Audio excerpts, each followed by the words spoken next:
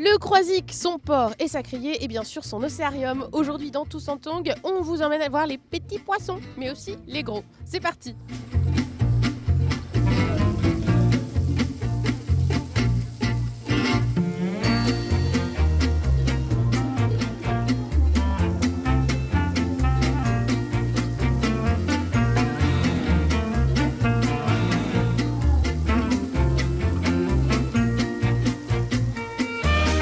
Assister avec Vicky au nourrissage des manchots. Alors ce ne sont pas des pingouins, on va le dire tout de suite aussi, il faut bien nous réexpliquer la différence. Oui, c'est vrai que souvent les gens confondent les deux oiseaux. La confusion vient peut-être aussi du mot penguins en anglais. En fait, il y a vraiment trois distinctions essentielles. D'abord la géographie, ils ne vivent pas du tout au même endroit. Pour le pingouin, c'est un oiseau qui vit en hémisphère nord. Le manchot, c'est un oiseau qui vit en hémisphère sud. Il y a la taille aussi. On pense toujours que les pingouins, c'est très grand. Et en fait, non, c'est plus petit. La plus petite espèce de pingouin fait 30 à 40 cm. La plus grande espèce de manchot fait quand même 1,20 m. C'est le manchot empereur. Et puis la dernière différence, la plus facile à retenir, puisque c'est celle qui est la plus visuelle, un pingouin, ça vole. Un manchot, ça ne vole pas. Alors là, c'est vrai qu'on en voit différents dans ce bassin. Il y en a parce qu'il y en a des bébés en fait. Il y a des jeunes, effectivement. On a eu des naissances, notamment l'année dernière. Pour cette année, on ne sait pas encore. Ça couve. On verra un petit peu ce que ça va donner dans les jours qui viennent. Mais la coloration est différente. Les adultes sont vraiment blancs et noirs, pas de problème. Et les jeunes sont marron foncé. Alors, avant la naissance, il y a le couple. Vous avez raconté une petite histoire rigolote sur comment les couples manchots se forment. Oui, il y a une petite parade amoureuse qui est assez sympathique. C'est-à-dire que quand le mâle veut choisir une compagne, il va choisir un petit galet. Il va apporter son petit galet à la demoiselle manchot qu'il a choisie. Si elle l'accepte, ça veut dire oui. Si elle le refuse, ça veut dire non. Et après, ils sont fidèles pour la vie. Après, une fois qu'ils se sont choisis, oui, c'est pour la vie.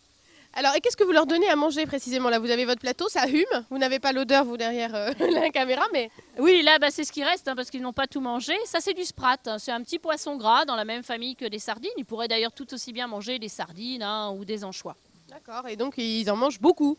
Ils en mangent quand même pas mal. Ouais. C'est vrai qu'on a des gourmands. Il y en a qui vont en manger une bonne dizaine à chaque repas, voire 10-12.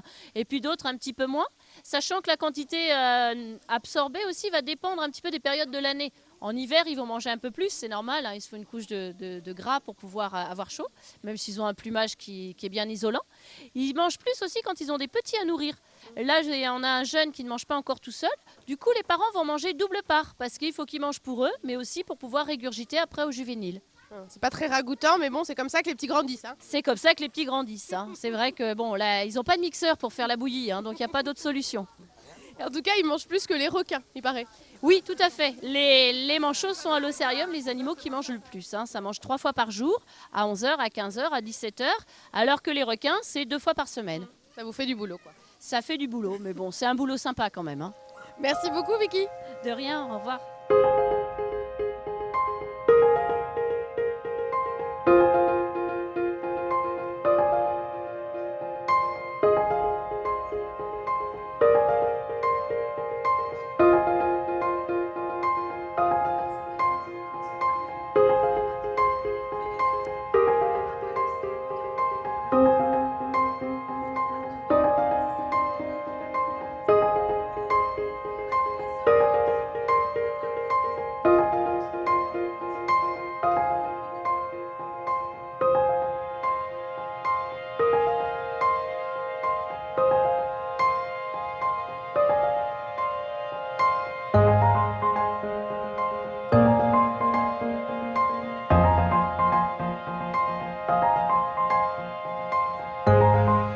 Et nous sommes à présent avec Stéphane Offray, le directeur de l'Océarium. Bonjour.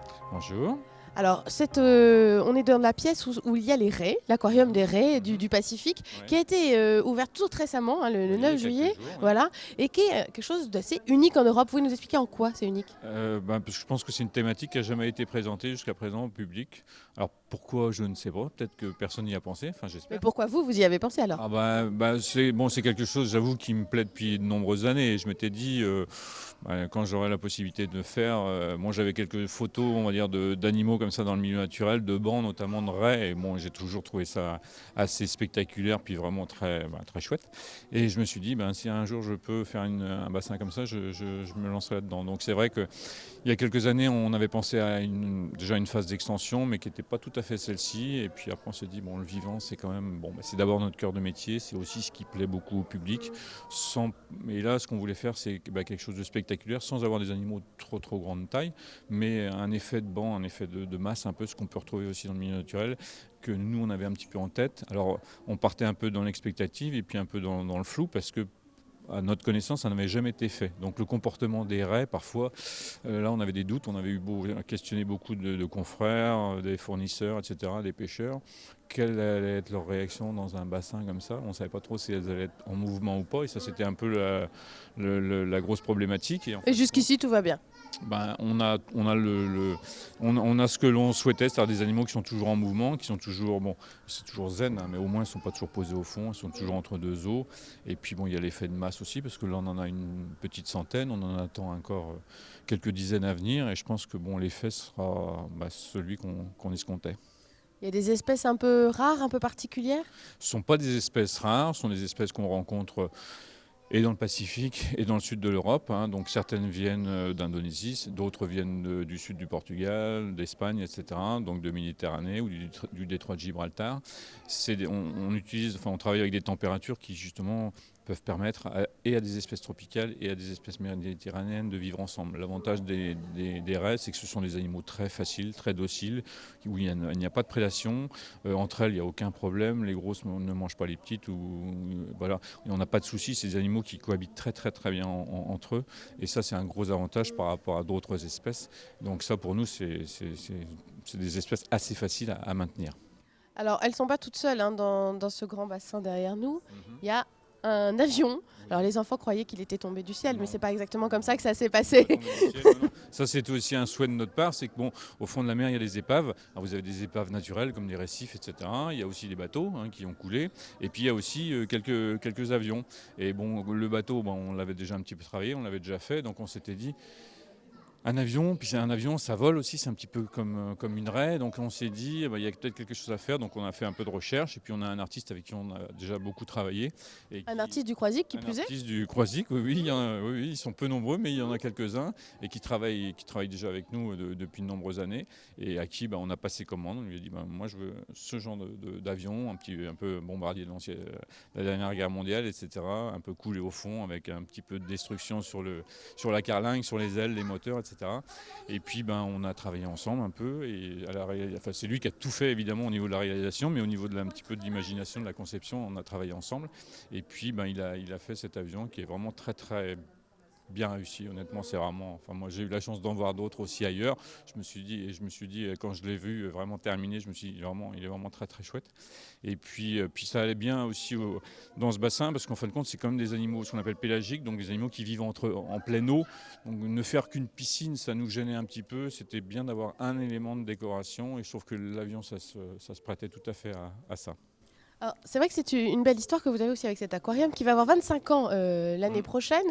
Et il paraît qu'au tout démarrage, c'était vos parents qui avaient fait un aquarium sur le port du Croisic. Oui. Et c'est vrai qu'aujourd'hui, quand on voit la taille de cet aquarium, c'est une belle histoire.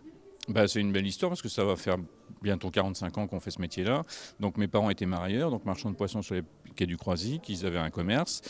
Et mon père a commencé à acheter un petit aquarium pour présenter des poissons vivants. Il vendait évidemment du poisson et des crustacés, mais il a commencé, comme il s'intéressait à la biologie et à ce qui se passait sous la mer dans les années 70, il a acheté un petit aquarium où il a présenté des espèces vivantes que lui ramenaient les pêcheurs. Et puis il a transformé un peu son commerce en musée, donc il y avait des animaux naturalisés au mur, etc. Et puis ça intéressait, il voyait que ça intéressait le public, etc. Donc il s'est dit, pourquoi pas se lancer un peu dans le monde des aquariums, et c'est un peu comme ça que l'histoire a commencé, donc dans les années 70. Et puis 45 ans après, on est encore là. Et d'extension en extension, avec aujourd'hui les raies. Oui, tout à fait. Ça, c'est la dernière extension en date. On souhaite maintenant à tout le monde de venir découvrir les raies, c'est tout ce qu'on peut dire. Avec plaisir. C'est vraiment un balai, pour nous qui le voyons déjà depuis quelques semaines, on ne s'en lasse pas, même tous les jours on vient faire notre petit tour et puis admirer ça. Donc c'est vraiment très sympa. Merci beaucoup, Monsieur Offray. Merci à vous.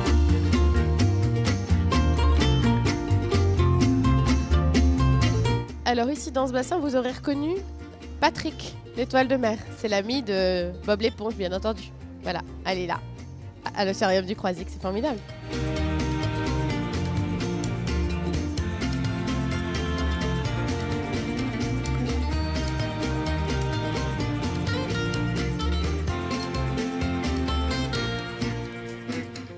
Ce sont les vedettes de l'Océarium. On ne les appelle plus les poissons clowns, on les appelle les Nemo, bien sûr.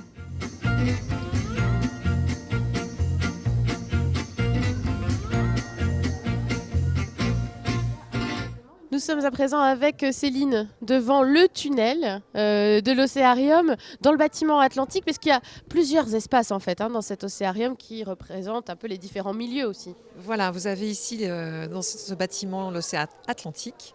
Et c'est vrai que l'Océarium est un bon représentant de cet océan de poissons pas forcément connus. On les voit sous les étals des poissonniers, mais pas forcément en activité comme les lottes ou les méduses. Et donc là, dans ce tunnel, vous avez quand même 200 poissons, dont des bars, toujours très appréciés du public, mais là qui nagent en bond, qui sont assez gros et impressionnants à voir.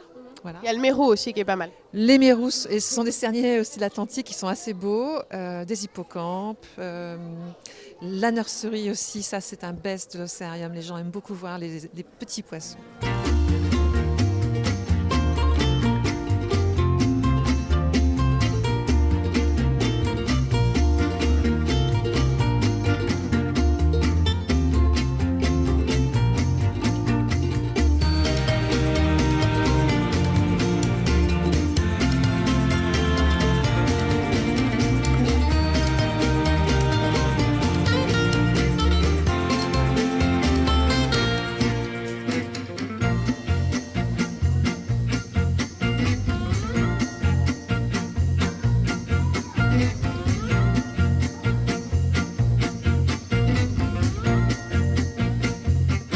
Qu'est-ce qui vous a donné l'envie de venir aujourd'hui à l'Océarium? Alors, les images qu'on a vues en publicité et la mauvaise météo. Pour venir se mettre à l'abri. Mais on ne regrette pas, c'est super. Qu'est-ce qui vous a plu? Et ben là, le passage aquatique est super sympa et les méduses illuminées en violet et en rose là derrière, très chouette. C'est reposant, les poissons. Puis on voit des choses qu'on ne verrait pas chez nous. Mais à part les anguilles et des choses comme ça dans la Loire, on ne voit plus grand-chose. Non, c'est magnifique. Ça vaut vraiment le déplacement et c'est vraiment bien. C'est très, très impressionnant de voir les grands poissons aussi proches. Et ça, ce tunnel, on n'a jamais vu. On vient de Norvège. Donc c'est bien, on est bien habitué à les poissons, mais pas comme ici. On a une petite fille à 7 ans et une à 3 ans, donc on va tout voir. Vous êtes en vacances dans la région pour un moment? On est à Piriac-sur-Mer. Ça vous plaît? Magnifique, on adore la France. Vive la France!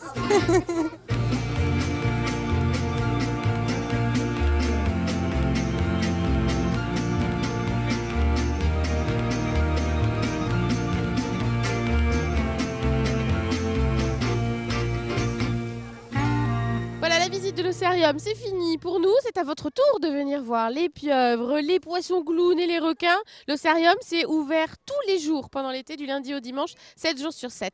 Salut, à bientôt!